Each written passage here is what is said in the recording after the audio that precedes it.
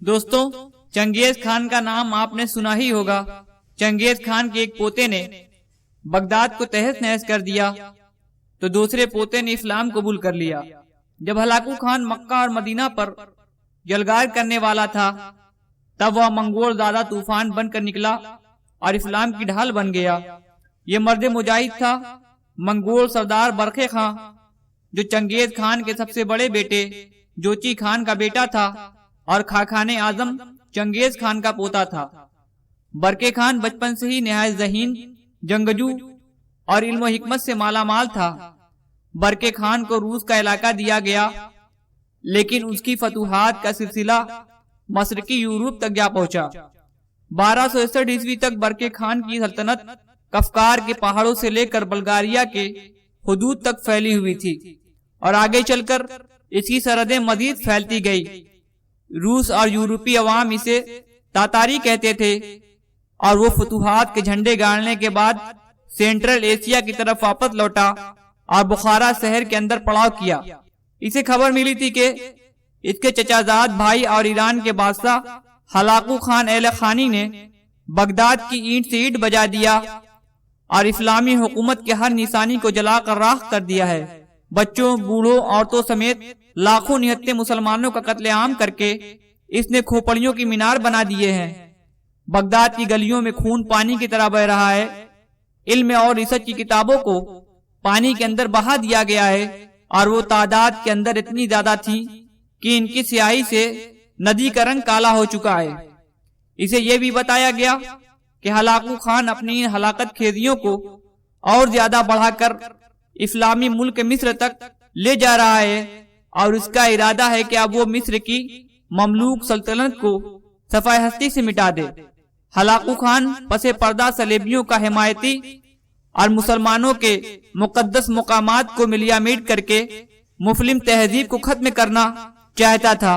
बरके खान के जासूसों ने उसे यह भी बताया कि हलाकू खान ये कारनामा अंजाम देकर मंगोल सल्तनत का खाखाने आजम या चीफ बनने का इरादा भी रखता है, जबकि बरके खान ऐसी सफाकियत को मंगोलों की बहादुरी की तौहीन समझता था, क्योंकि इसकी माँ बोते खान अपने बेटे बरके खान को बेगुनाहों का कत्ल से रोका करती थी और इस्लाम की अहमियत के बारे में अपने मुख्तलिफ मुस्लिम उज़रा के जरिए बरके खान को खौफे खुदा दिलाती रहती थी।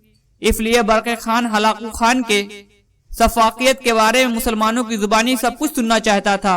खास तौर पर मज़हब इस्लाम के मुतालिक मालूमात हासिल करने का भी इरादा रखता था।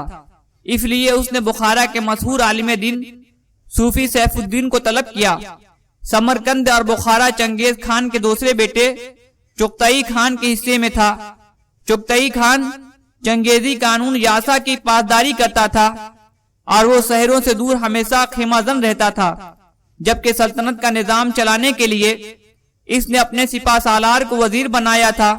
चुगताई खान की मौत के बाद इसकी सल्तनत की तकसीम पर इसके बेटों के दरमियान झगड़े भी हुए, लेकिन जल्द ही इसके बेटों के दरमियान सुलह भी हो गई।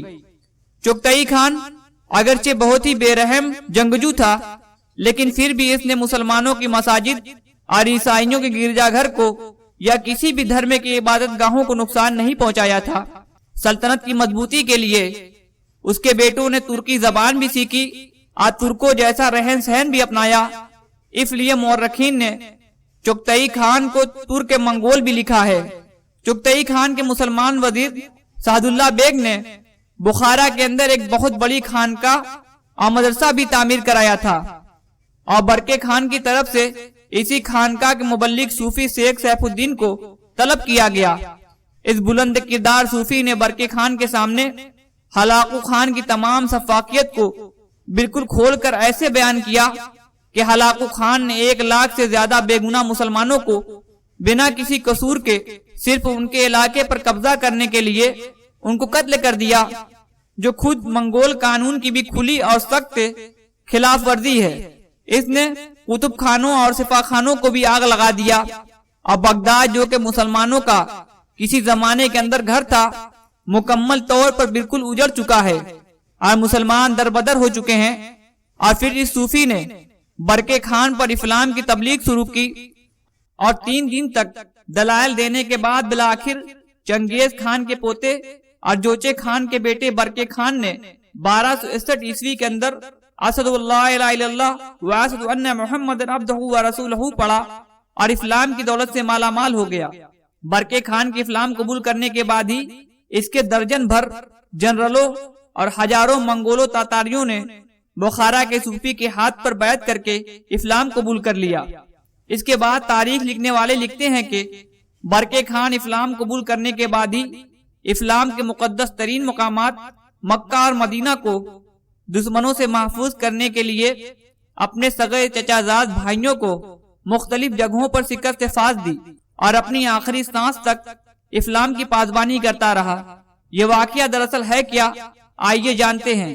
ہلاکو خان نئے خاقان اعظم یا چیف کے سلیکشن کے لیے مجلس قرطائی کے اندر شرکت کے لیے سینٹرل ایشیا روانہ ہو چکا تھا۔ اس نے اپنا ایک لشکر مصر کے لیے روانہ کیا جسے بری طرح سے شکست ہوئی۔ مصر کے اندر اس وقت رکن الدین بیبرس کی حکومت قائم تھی، جس کے اندر شام، اردن، سعودی عربیہ، جس میں مکہ اور مدینہ جیسے مقدس مقامات بھی شامل ہیں، مملوک سلطنت کا حصہ تھے، جس کا مطلب کہ مصر کو تباہ کرنے کے بعد ہلاکو خان کی فوج حجاز مقدس یعنی مکہ اور مدینہ کے اندر داخل ہو جاتی، اور جیسے ہر اسلامی ممالک کی کسی مسجد تک کو ان لوگوں نے نہیں چھوڑا تھا، تو کیا وہ مکہ اور مدینہ جیسے مقدس ترین مقامات کو اس تباہی میں چھوڑنے والے تھے؟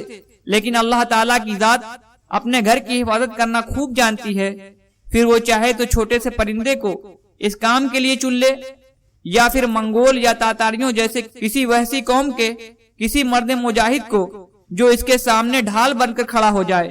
اور برقے خان نے اسی موقع پر اسلام قبول کر لیا، جبکہ دوسری طرف ہلاکو خان منگول سپہ سالار کی شکست کی خبر سن کر زخمی شیر کی طرح بے چین ہو گیا، اور اس شکست کا بدلہ لینے کے لیے مجلس قرطائی سے مشورہ کر کے سینٹرل ایشیا سے ایک عظیم ترین اور منظم لشکر کو لے کر مملوکوں کی سرکوبی کے لیے روانہ ہوا، اور اس لشکر میں اس کا بیٹا میمنا بھی سپہ سالار کی حیثیت سے ہلاکو خان کے ساتھ تھا۔ مملوک کچھ خوفزدہ تو تھے، لیکن اللہ کی رحمت سے نا امید بالکل نہ تھے، کیونکہ وہ بھی ترک نسل کے بہت ہی بہادر انسان تھے۔ جب ہلاکو خان کی فوج مصر کے دروازے پر دستک دے رہی تھی، مسجدوں اور گھروں کے اندر مملوک حکومت کی کامیابی کے لیے دعائیں مانگی جا رہی تھی۔ مسلمان ہونے کے بعد برقے خان نے بیبرس کو خط لکھا اور اپنی حمایت کا یقین دلایا، اور بالکل ایسا ہی خط اس نے ارطغرل غازی کو بھی لکھا اور اپنی حمایت کا یقین دلایا۔ برقے خان کے مسلمان ہونے کے بعد عالم اسلام میں خوشی کی لہر دوڑ گئی۔ وہیں دوسری جانب ہلاکو خان اور صلیبیوں کا، جن کا آپس میں اتحاد ہو چکا تھا، اس کو بھی شدید نقصان پہنچا، اور یہ ایک دوسرے کے ہی دشمن بن گئے۔ برقے خان وہ واحد لیڈر ہے جس کے لیے عالم اسلام کے اندر یعنی مصر میں مملوک سلطنت کی کامیابی کے ساتھ ساتھ برقے خان کی کامیابی کے لیے بھی دعا مانگی گئی۔ ہلاکو خان نے برقے خان کو مصر آتے دیکھا، پہلے تو وہ حیران ہو گیا، لیکن جلد ہی اسے ساری بات سمجھ میں آ گئی۔